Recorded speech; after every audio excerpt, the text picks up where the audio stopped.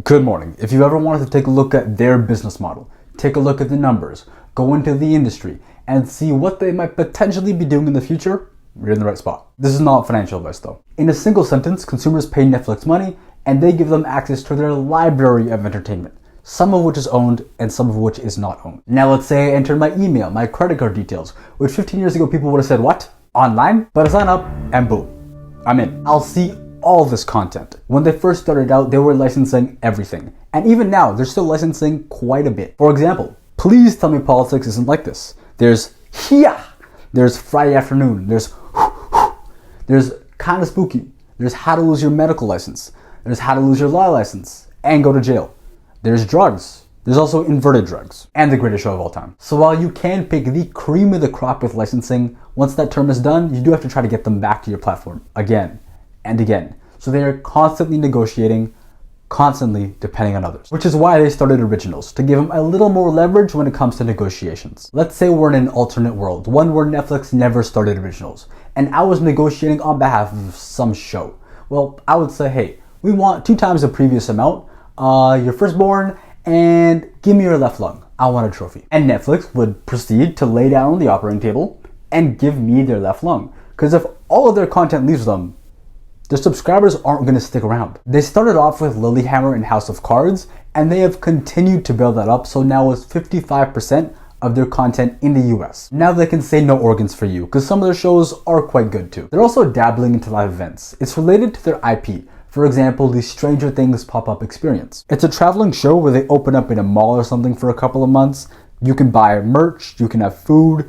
It's a way to experience the IP, and there is more on this in the future section because it may not be so temporary anymore. Something else that falls into the category of live events is sports. And no, they're not going to give you a seat in an arena. That's not what Netflix does. I'm talking streaming. Last year, they did play a couple of NFL games where Beyonce performed at, and they also had the Tyson Paul fight, another live event. They were the most streamed NFL games ever at 30 and 31 million respectively. But they aren't interested in a full season of NBA or NFL games. We are constantly trying to broaden our programming, and live events is one of those things, and sports is part of that those live events. So when I look at this and say that's a really fantastic thing, but but it doesn't really change the underlying economics of full season big league sports being extremely challenging. So if there was a path where we could actually make the economics work for both us and the league, we certainly would explore.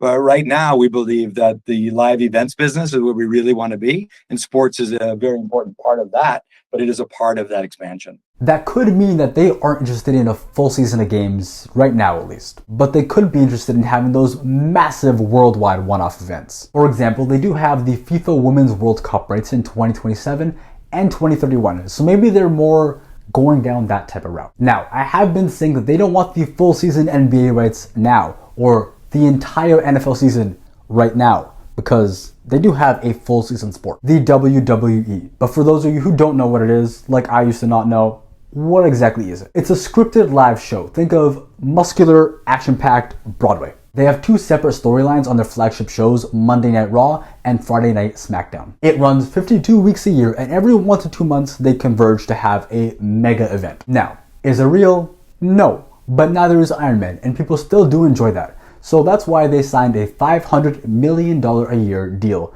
for 10 years to have one of their flagship shows, Monday Night Raw, on Netflix. They're even going to have their other shows like Royal Rumble, WrestleMania, and even Friday Night SmackDown on Netflix for their international audiences. So maybe this is their way to sort of test the waters, to see if live season sports could actually work. They also do have games too. It started in 2021, and it is mostly mobile games, although they do have a couple of titles that are from older gen consoles on there. And if you're like me when you first saw this asking, why would I play this on Netflix when I can just download it from the App Store? Well, the benefit is, since you're already paying a subscription, and if you get it on Netflix, no ads, no in-app purchases. So if you're already paying for a Netflix account and don't want to see any ads, or just don't want your kids to accidentally drain your retirement funds while buying gems or something, I can understand it. They do have a few games that are based off of the Netflix IP, and a few other games that are already well-respected titles in their own right, as well as games like Battleship,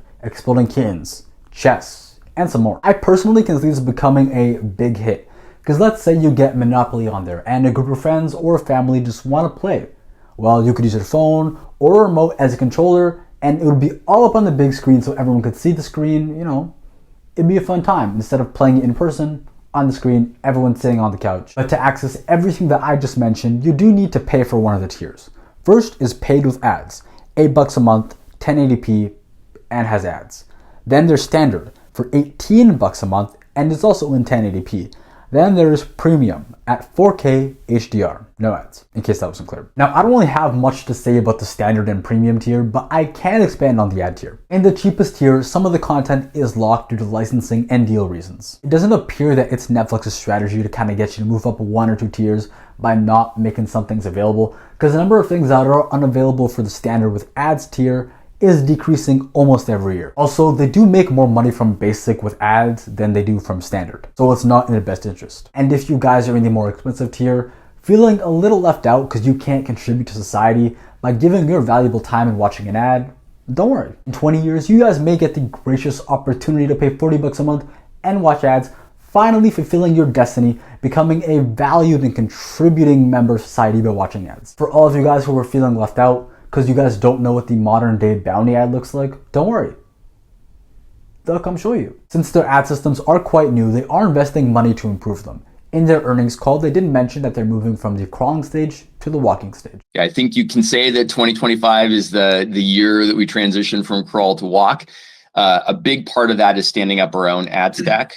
And the biggest initial benefit we have of using our own ad server is just enabling us to offer more flexibility, more ways of buying for advertisers, fewer activation hurdles, just improving the overall buyer experience. Their systems are being tested in Canada right now and will be moving to the US in April. Their total sub count is 300 million. Don't you guys remember when they first hit 9 figures in 2017? That was a long time ago. And apart from a slight decline in Q2 2022, they've been on the up and up. They say that because the ad tiers, additional users on plans, subscribers isn't really that important of a metric anymore, and they will stop including them in the quarterly reports. While that does make sense, at the same time, why would you stop reporting good news? It could be that they just see dark or slightly more volatile times ahead and just don't want to deal with all the drama. Because you do realize the second that they have a net loss of subscribers in a quarter or whatever, there's going to be chaos. You're going to see a whole lot of thumbnails saying, Netflix is dead, end of Netflix. Netflix is useless. Netflix is becoming cable TV. People are going to be like, sell! The stock is going to plummet. It's going to be a mess. And I think they just rather deal with that once a year and not 4 times a year. It could be that subscribers is no longer a relevant metric and they're just not going to include it anymore. We'll see. Honestly, who knows? But something that is ultimately a much better metric than sub count is revenue.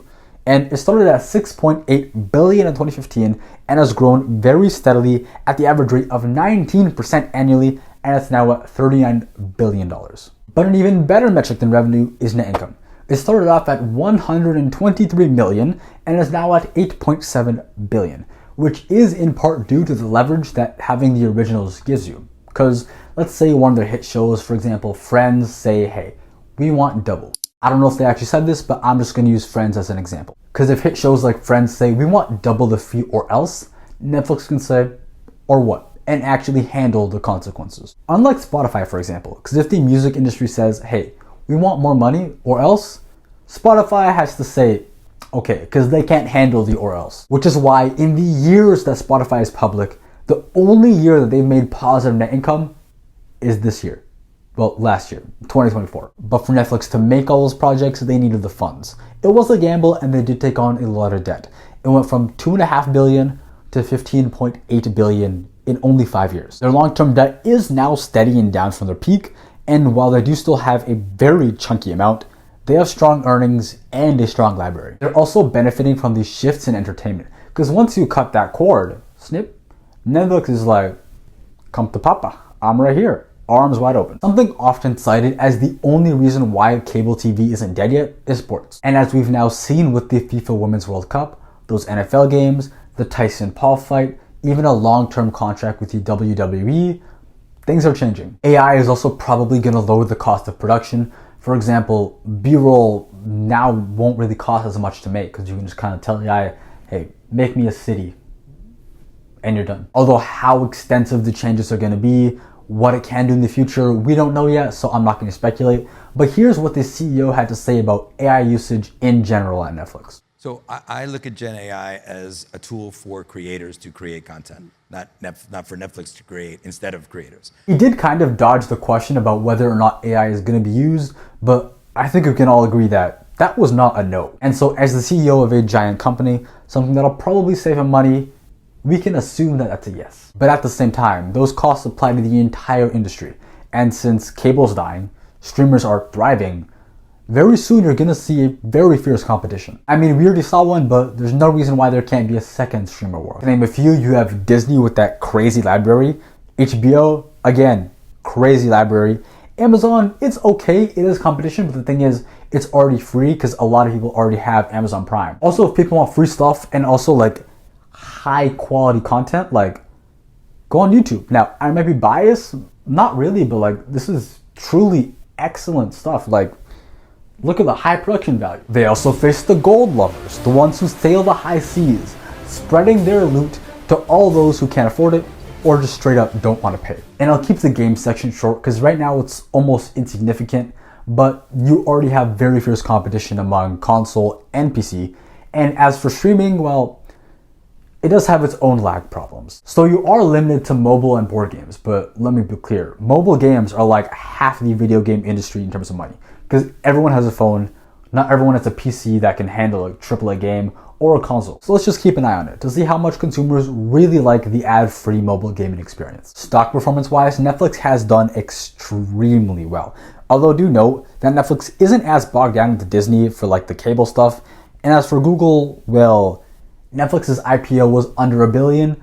Google was well into their 20s, so that does explain the difference in jump. And if you're looking at this graph now saying, oh my god, what am I doing? I should have invested back then. Don't. They could have very easily not been profitable. So don't beat yourself up over something you literally could not have known. Netflix does have a PE ratio of about 50, which is kind of pricey, but also does tell you that investors do see growth in the cards left for Netflix. Netflix's CEO is a guy named Ted Sarandos. He started the position in 2020. Greg Peters was promoted to the position in 2023. Was Ted Sarandos fired? No. They share the position, co-CEO, and get paid $40 million to do it. Netflix has a lot of stuff going in their favor. Like for example, when you open it up, you're gonna find something to watch. They're also number one in terms of paid subscribers, and it's not even close. Well, if you say, well, Amazon's kind of up there, they're close, right? But the thing is, how many of them would buy it if it was a standalone product? Having originals be over half of their library gives them significant leverage when negotiating for content, which helps them be straight up profitable. As streaming becomes more and more popular, they're gonna face a lot more competition, and there is definitely gonna be another streaming war coming soon. If that happens, they're probably gonna take on some more debt, although they might be able to just pay for it straight up. But either way, I'll be enjoying the content every step along the way. If the economy gets rough, people start saying, hey, we need to start saving money. Netflix, you're gone. 2020 might have been special because, well, you were inside all day and you have nothing else to do but watch shows, but maybe the next time the economic downturn happens, it may not be the same. Their plans aren't exactly cheap anymore, but they did get ahead of that by making an ad tier. Something that could grow is gaming. Mobile gaming is super lucrative, although YouTube is now competing with them in that same industry. Sports. Look, they're dabbling, they're testing, they're dipping their toes, seeing how things go. We'll see how it turns out. Remember the in-person stuff I was talking about? I promise you it's coming up in the next section. I just have to mention it here for something that could grow into something massive. A threat they have to be aware of is pirates. Because look, raise your prices enough, people are going to cancel and just start pirating your content. Or they might just cancel because they have way too many subscriptions. Or they might just cancel and sign up to a different streaming service or to a smaller creator or something of the other. It's really easy to cancel a Netflix subscription, so they can disappear quite quickly. Okay, I promise I'll talk about it, and now it's finally here. They're building something called the Netflix House. You know those rotating experiences I was talking about earlier, where they'd have a bunch of shows kind of rotate to different areas, set up merch, have food, cool stuff, something you can see? Well, they're having that, but it's going to be in a more permanent location. Open all year round, not just for 2 months. The first two will be opening up in 2025 in Dallas and Philadelphia, and depending on how these do, they could open up even more. Maybe one in every major city, instead of the Disney approach where you kind of centralize them all into one giant wonderland. But before we start theorizing, let's just pause and see how they do, because With Disney World, well, the whole family has to go there, so you have to spend a lot more money on hotels, food, etc. But if it's in a city, they may not be as profitable. But that's just a theory. Let's see how they do. They'll also be spending $18 billion on content in 2025, with over half of that being on originals, so they're not going to slow down by any means. With the FIFA Women's World Cup, they may also be targeting other major events to sort of be that place to see all those one-off big matches. And best believe someday they will raise prices. Let me know down below in the comments when you believe Netflix is going to hit $100 a month. What's your prediction? This is not financial advice. A lot of the information here is from their annual report, earnings calls, articles, and I've even thrown my own theories here a couple of times. Talk to an actual financial professional before you do anything, and also maybe read this if you like. Anyway, thanks for watching, like, sub, and goodbye, people.